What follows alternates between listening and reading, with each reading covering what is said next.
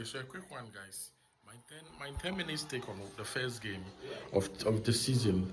I call this the first game because this is a season I think Chelsea is going to ball, and no doubt about that.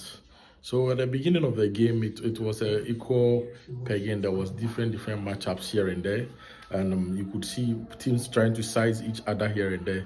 But then, but then again, AC Milan took the initiative. A quick play by Rafael Leao, and their good defense too was holding on. Not forgetting the old boy Modric. Modric is playing some excellent games, interchanging passes here and there, and it was all good and going well until Chelsea took over. And you could see when Caicedo got into the game and the lineup was more lining up, and the players were more positioning themselves. You could see that Caicedo was himself, and he started stringing passes. Romeo Lavia, he's the first Chelsea player I want to talk about. If this guy stays fit this season, he's going to ball very well, because if you check how he exchanges passes very well, interchanges his game, takes on players, takes on his markers, good incisive passes here and there. He's able to link up the plays very well. You see, Lavia is doing something that other defensive midfielders like Dario Ishigo and Reggie Walt are yet to learn. He has the benefit of experience. Remember, this is a boy who was playing very actively for Sunderland until Chelsea shielded that money to bring him to Stamford Bridge. It's quite unfortunate. Injuries wouldn't let Lavia be the Lavia we all know. But going forward, we pray and hope that this is going to be his season. And I pray that Romeo Lavia is going to stay fit. He's going to go through the first 90 minutes of each game on scale. And when Lavia is fit, I bet you that he's able to free up Caicedo to be able to be the player he is. And so kudos from Romeo Lavia. I want to talk about Moise Caicedo. Very excellent. Moy, we cannot thank Moy enough. Moy has been on his game. Moy has been interchanging the passes, good tackles here and there. The battle between him and Modric and Messi has been excellent. He comes in to help out Pedro Neto and Josh Achampon. You see Moy showing up leadership. No wonder today he has the captain's armband, and he's really boiling, interchanging passes here and there, swinging his swingers. I see some long crosses, long diagonal balls to either Pedro Neto or keeping Marco Palestra. He's always looking out for the third eye, looking out for the third balls, and even 50-50 balls, he goes in and jumps even very high for a player of his size and stature.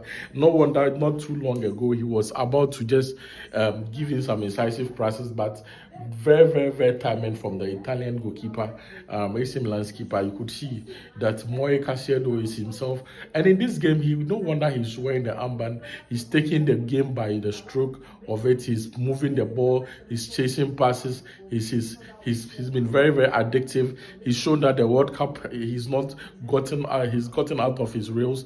You could see he's well rested, well focused, and I can see something coming that this season Moise Caicedo is going to be very important for Chelsea if he can avoid the red cards that he was taking during the latter stages of last season. Moy will be one of the most important men we have this season, and I bet you with Xavi Alonso and each day training, everything they will go through in the training grounds, and we playing one game will be extremely important for him to rest. He will not be forced. There will not be a lot of compilations on Moy, and Moy will have a very good season. I'm hoping that Moy also stays out of injury and he becomes injury free, and then I hope that Moy will make us proud this season. And again, I want to go to the next member. I think young Josh Achampon. Oh, this boy, I think we have a gem in him, and Josh has proven it again and again that he's your man for the bigger occasions. When you put your trust in Josh, Josh is not going to relent. He's not going to disappoint. Josh has been on his A game. Yet it is true that the battle between him and Rafael Leao is almost turning into a mismatch. Yeah, but Josh has been on his own. He's been interchanging passes. He's been on his grind. He's been going forward. One thing I like about him is his frequent drive. He's able to burst forward with the ball, drive the team forward a little bit. Initially, he was suffering with Leao because Leao seemed to have a lot of energy more than he had, but you could see see that when Leao was tiring, he's come into his own, he's come out of his shell. I think Josh Achampon is going to be one of the defenders of the season to look out for, because Josh is Josh and he has a lot of potential. There's a reason why he's deemed untouchable at Chelsea this season, and you could see that Josh Achampon is always on his A game. Who do I want to highlight again? Marco Palestra.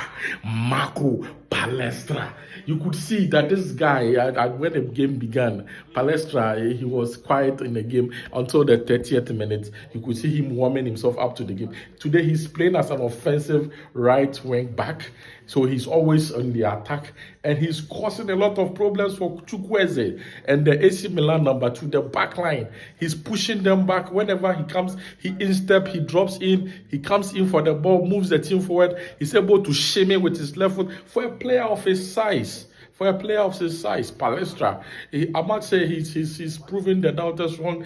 He's doing something nobody has done in Chelsea for a long time. He reminds us so much of Marcos Alonso. He's able to burst into areas that you don't expect him to burst into. I think this season, this boy is going to cook. He's going to be great. Palestra, we cannot stop saying. I think Chelsea guys have to get used to the fact that every game this guy is going to drop a 7 or 8 out of 10 performance. Trust me, even in the first 45 minutes of today's friendly game against AC Milan, Palestra has been on his game. Palestra has been driving forward. You could see he created even a chance for Dan Welbeck to shoot earlier on in the first half, and Palestra has been the number 1 attacking threat of the Chelsea game in the first 45 minutes. We know more to come from Palestra. It's quite sorry that Kopama laid him in and his thigh took the ball out of his range. He was aligning himself to shoot, and I could tell you that if this game he keeps playing the way he keeps playing, the English Premiership is going to have a new superstar. And I think Reece James is only just to be thankful. We will not miss him that much. Well, of course, James is James, but whenever James is injured, or even when James comes back, we have an attacking outlet. You could tell from the possession in the first half that yes, Chelsea has dominated 58% of possession, 6 shots on target, total of 6 shots, 3 shots on target, a goal expectancy of 0.78, 289 passes interchange between the team. And as from João Pedro, that guy is going to cook. In fact, he has given us all indication that the World Cup didn't let him down. It actually influenced him. It actually lifted his game up. He's been all himself, and you could see João has been on his game, and you could see from the background that the game and even the connoisseurs of the game, everybody is starting João Pedro, not the best of attacking prowess, not the best of attacking impetus from him, but João has been on his game. João is going to cook. João, what a goal from João Pedro. And I think the first 45 minutes, this is what we gather. We know João Pedro, Marco Palestra, Josh Achampon, Caicedo, Kopama to some extent, they are cooking for Chelsea. And this is the first 45 minutes take. When we end the game, I'm going to give you my next take. Ciao. Like my page, subscribe to this YouTube channel, and we are going to have fun this evening. Thank you.